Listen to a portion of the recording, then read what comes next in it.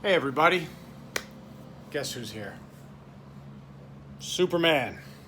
That's right. So right now this is South Carolina Superman. So here's the Superman. Oh, look at that. Good lighting and a little flex to start the video. Okay. All right. Now that we got that done. So there's a deadly virus out there. Okay, so check this out.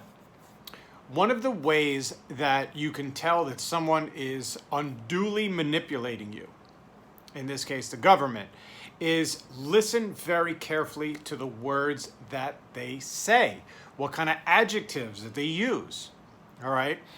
So I'm about to break this down now. So when describing this virus, the coronavirus, COVID-19, whatever you want to call it, okay? They call it now a deadly virus. Now, I want you to understand that on the CDC website, it says this is a mild virus. Unless they actually changed it, which I don't think they have in the last few hours, okay? The last time I checked, it said this is a mild virus, but yet everybody on the media and a lot of politicians, not Trump, calling it a deadly virus. Biden has called it that. A number of other politicians and media people. Why are they calling it a deadly virus? If the CDC themselves says this is classified as a mild virus, it's classified as a mild virus, but if you are in a high risk category, then there is the possibility to die from it. So what is a high risk category? It means you have some serious medical problems. You already have pre-existing conditions. Virtually nobody without pre-existing conditions is dying from this. So why are they calling it a deadly virus? I want you to consider this. The death rate across the world is dramatically under 1%.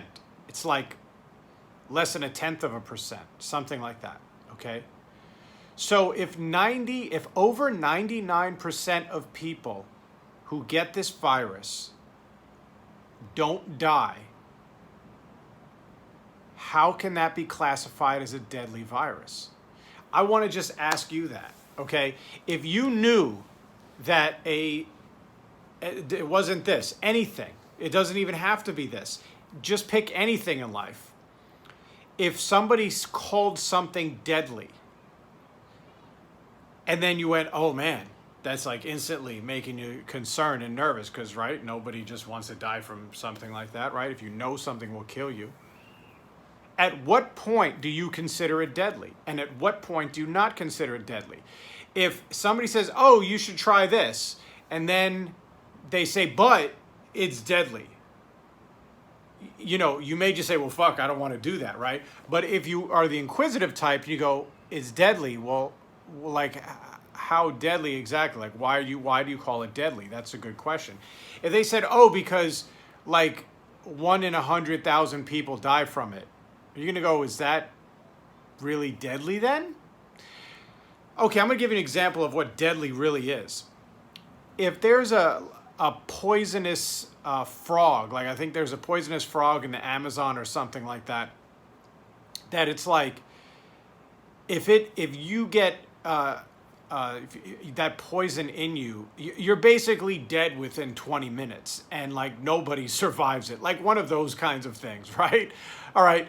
That's deadly. All right.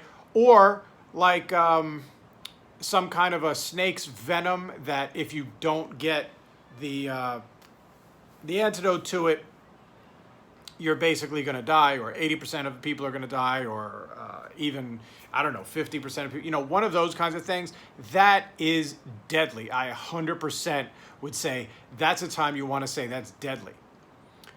But if they said, okay, you know, that's a deadly snake, and then they go, oh, you go, oh my God, and they're like, yeah, it's like 1 in 10,000 people, you know, die from it. You'd be like, okay, well, I don't want to get the poison in me, but 1 in 10,000?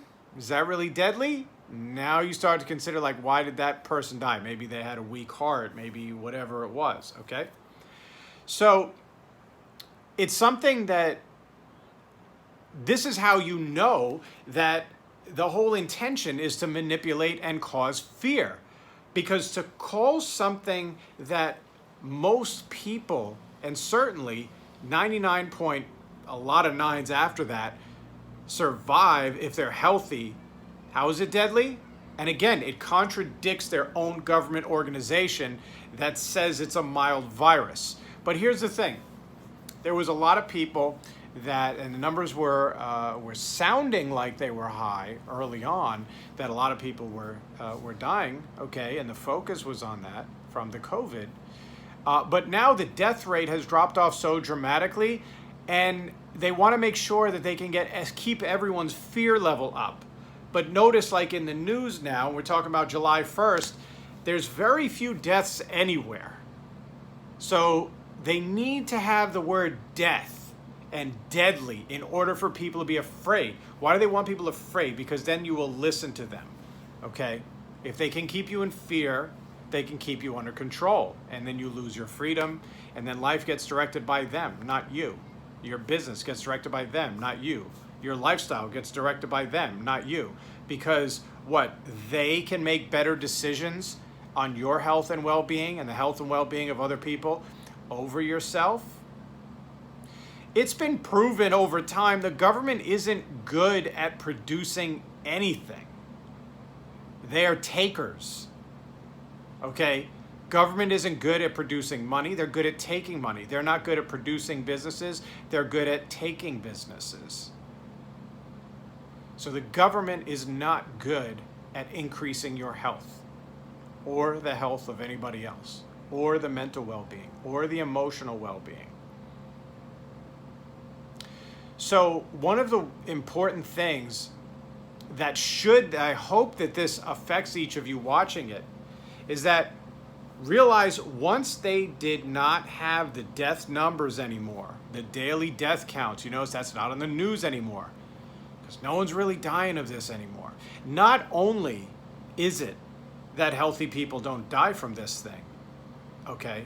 It's really like the most absurdly minuscule that somebody healthy dies. It's more that anybody that they thought they were healthy that died, they found they had an underlying condition, and that's the truth of it. All right. I've spoken to people, real people, not just the media, because that's not real people. Those are people that are looking to direct your attention to them. So they will say anything and do anything.